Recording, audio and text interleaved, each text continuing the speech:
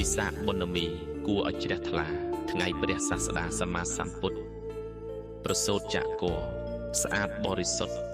វិសេសបំផុតនៅក្នុងលោកាវិសាខបុណ្យមីថ្ងៃទ្រង់ត្រាស់ដឹងដែលទ្រង់រំពឹងបច្ចយាកាបច្ចុសម័យព្រះតីស្រស់ថ្លាត្រាស់ជាសម្មាសម្ពុទ្ធក្នុងលោកវិសាខបុណ្យមីថ្ងៃទ្រង់និព្វានសត្វសែនកោតលៀនមកច្រើនកកោ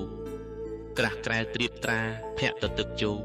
នាំគ្នាសោយសោកស្ដាយព្រះសាស្តាវិសាខបុណ្យមីថ្ងៃព្រះទ្រង់ត្រាស់បញ្ជាក់យ៉ាងច្បាស់បច្ឆមវាចាថាកុំប្រមាថរៀងរាល់រូបាចម្រើនបញ្ញាតាមព្រះមុនីវិសាខបុណ្យមីមានន័យខ្លាំងណាស់បរិស័ទក្មេងចាស់គួរខំសម្ភារស្រោតរូតស្រស់ស្រួលស្ដាប់ព្រះធម្មីក្រុមពួកសង្ឃជីបានពោលសម្ដែងវិសាខបុណ្យមីកំចាត់ងងឹតដែលមានក្នុងចិត្តឲ្យភ្លឺចិញ្ចែងលោភៈទោសៈមោហៈស្ដែងពន្លឺសូរសែងប្រទីបបញ្ញាវិសាខបុណ្យមីស្ថិតក្នុងសិលទានឲ្យបានជាយានឆ្លងកាត់សង្សារកាត់អបាយភូមិទុកច្រើនក្រៃណាចម្រើនមេត្តាដល់សត្វទាំងឡាយ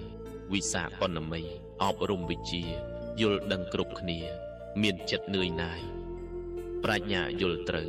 ងងឹតខ្ចាត់ខ្ចាយផុតអន្តរាយកាយចិត្តស្រស់ថ្លាព្រះអង្គប្រសូតនឹងបានត្រាស់ដឹងនិព្វានថ្ងៃនឹង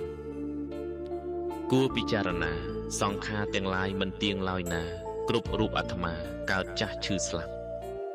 ចូលកុំប្រមាថនៅក្នុងទានសិលដើម្បីផ្ដាច់ផ្ដិនរូតរះ